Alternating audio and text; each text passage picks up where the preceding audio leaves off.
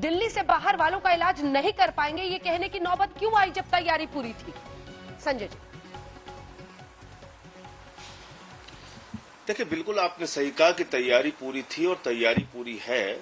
और 28,000 मरीजों में बहुत सारे मरीज ठीक भी हो गए हैं। मेरे ख्याल से उनका आंकड़ा आपने नहीं दिया।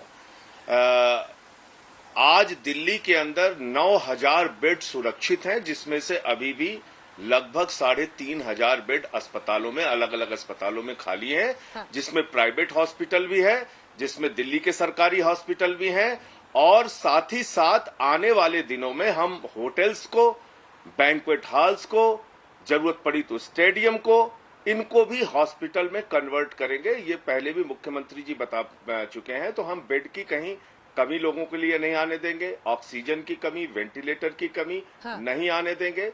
प्लाज्मा थेरेपी जैसी सक्सेसफुल चिकित्सा की विधि यहां अपनाई गई, उसको यहां एक बेहतरीन चिकित्सा के रूप में लोगों के लिए इलाज के लिए किया गया।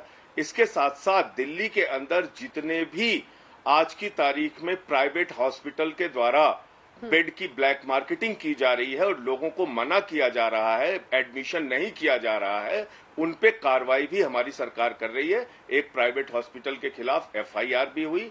और इसको आपदा प्रबंधन की दृष्टि से देखना चाहिए, इसको कोई भेदभाव की दृष्टि से देखना मैं समझता हूं बहुत दुर्भाग्यपूर्ण है।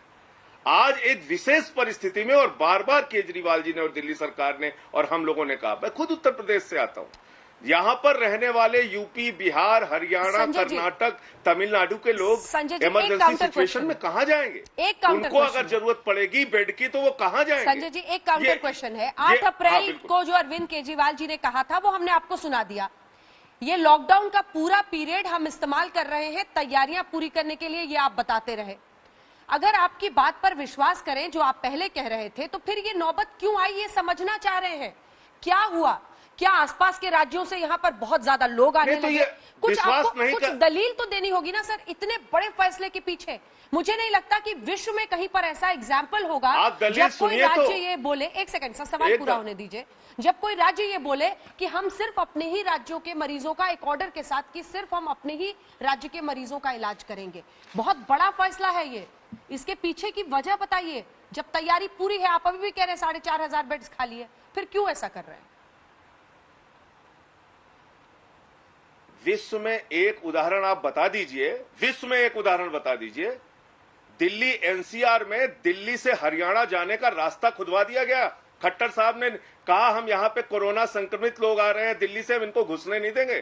कोरोना योद्धा जिसको प्रधानमंत्री जी कहते हैं, उन डॉक्टर्स की एंट्री हरियाणा में बंद कर दी। हाँ, डॉक्टर्स की एंट्री हरियाणा में बंद कर दी।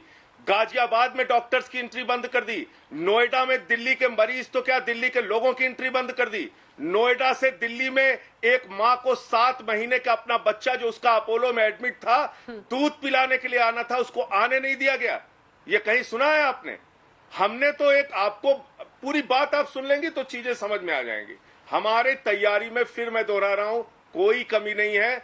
जरूरत पड़ने पे हम बेड की संख्या, और उन्होंने बोला, आपने जो दिखाया उसमें भी बोला, फेज वाइज हम बेड की संख्या बढ़ाएंगे।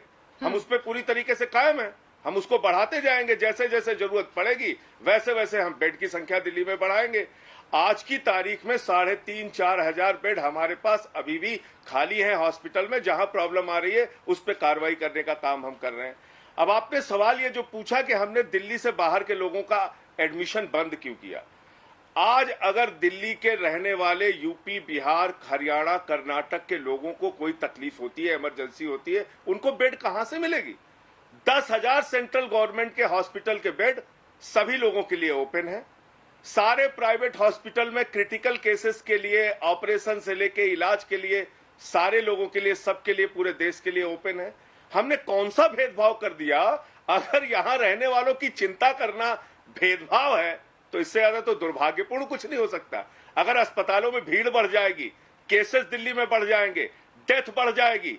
आप इस महासंकट के दौर में भी देख रही हैं, भारतीय जनता पार्टी धरना, प्रदर्शन, आंदोलन, मोर्चाबंदी किसी भी तरीके से छोड़ने को तैयार नहीं।